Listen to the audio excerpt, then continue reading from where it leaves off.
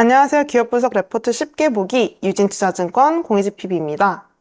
최근 최악의 참사라 불리는 하와이의 마우이 섬 산불 사건과 그리고 사우디의 네옴시티, 인도의 가티샤크티, 그리고 미국의 IRA법과 칩스법, 마지막으로 인프라법, 그리고 2차 전지 배터리 산업까지.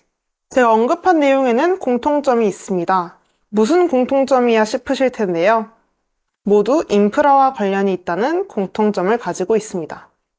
오늘은 유진투자증권의 방인성 애널리스트와 그리고 양승윤 애널리스트의 리포트를 참고해볼까 하는데요.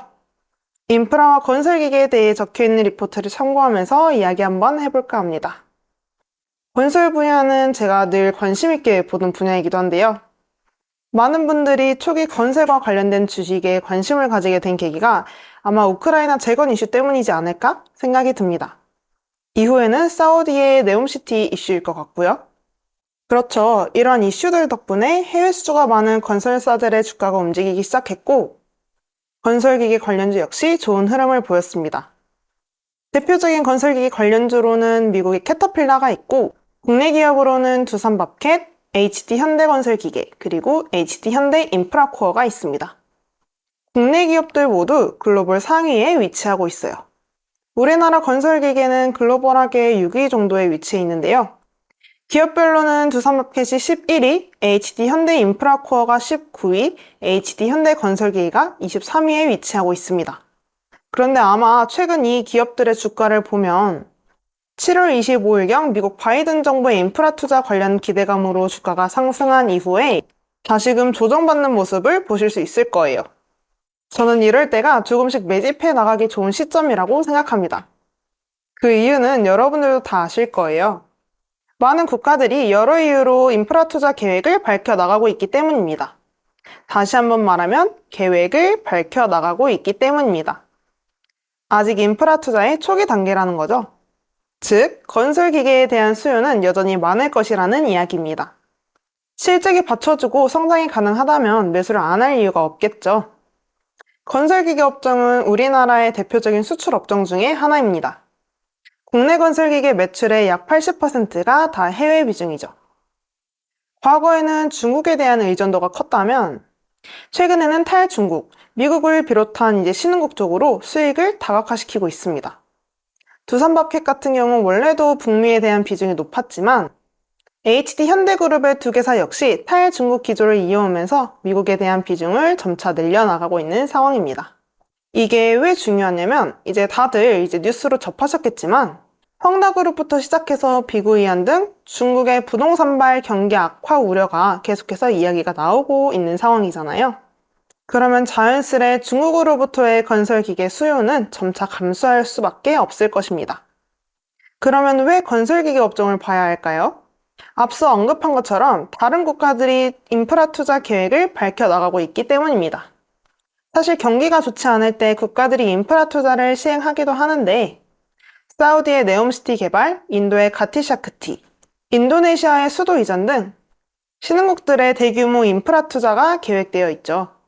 해외여행으로 대도시에 가보면 교통이 편리하고 크고 화려한 대형 건물들, 그리고 랜드마크를 보실 수 있을 건데요. 당연히 인프라를 개발하고 있는 국가들도 그러한 부분들을 원하겠죠. 그렇다면 건설에 필요한 중대형 건설 기계는 필수가 될 것이고 그걸 납품할 수 있는 기업이라면 돈을 벌 수밖에 없겠죠. 거기다가 국내외 2차 전지 배터리 기업들이 광물을 확보하기 위해서 자원을 많이 보유하고 있는 인리 같은 신흥국들의 공장을 많이 짓고 있는 상황입니다. 공장을 짓는다? 건설 기계가 필요하다라고 생각할 수 있겠죠. 그래서 미국의 IRA법이나 칩스법 역시 투자 포인트가 될 수 있는 겁니다. 잠깐 미국을 언급했는데 미국의 인프라 투자는 국내 건설기계업들의 가장 중요한 투자 포인트가 됩니다. IRA와 칩스법이 위와 같은 이유였다면 21년 11월에 언급되었던 인프라법, 1.2조 달러 규모의 인프라 투자 그리고 일자리법이죠.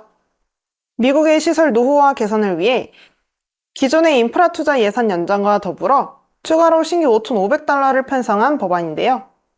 사실 미국은 GDP 대비 인프라 투자 비율이 약 0.51% 밖에 되지 않는다고 합니다. 이는 2021년 수치인데 중국의 4.8%의 수준보다 현저히 못 미친다고 볼 수 있죠. 실제로 미국은 땅덩이가 크니까 우리나라보다 인프라가 안 좋은 곳이 많다고 하죠. 사실 저는 안 가봤지만 다녀온 사람들이 그렇다고 하더라고요. 그런데 여기서 중요한 건 단순히 인프라 투자가 계획되어 있다는 것 자체가 아니라 바바 액트에 대한 내용입니다. 미국이 인프라 프로젝트를 시행할 때 철 같은 자재들을 자국산 것을 사용할 것을 이제 명시를 해놨어요. 하지만 건설 현장에서 사용되는 장비와 기계에 대한 언급은 없었다는 것입니다. 이게 우리나라 건설기계 기업들의 호재가 될 수 있는 부분이죠. 실제로 북미에 대한 매출이 늘어나는 등 수치로 이제 보여주고 있기도 하고요. 이미 주가에 선 반영된 부분들은 아니냐라고 하실 수도 있지만 아직 인프라 투자 확대는 초입 단계일 뿐입니다.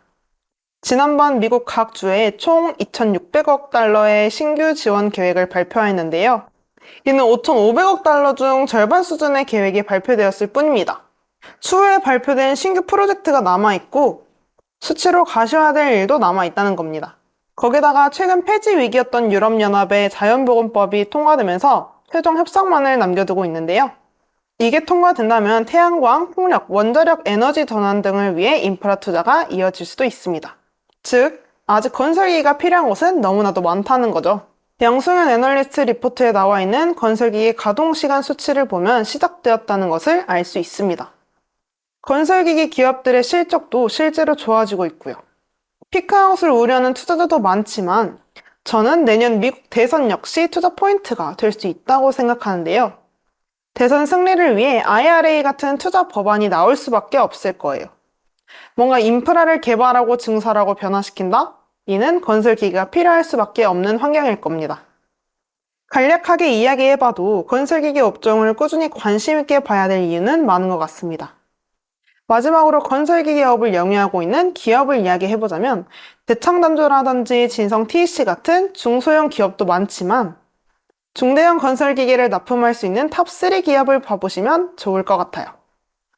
두산밥켓의 경우 중국에 대한 의존도가 낮고 북미 매출이 약 70%를 차지하고 있고요.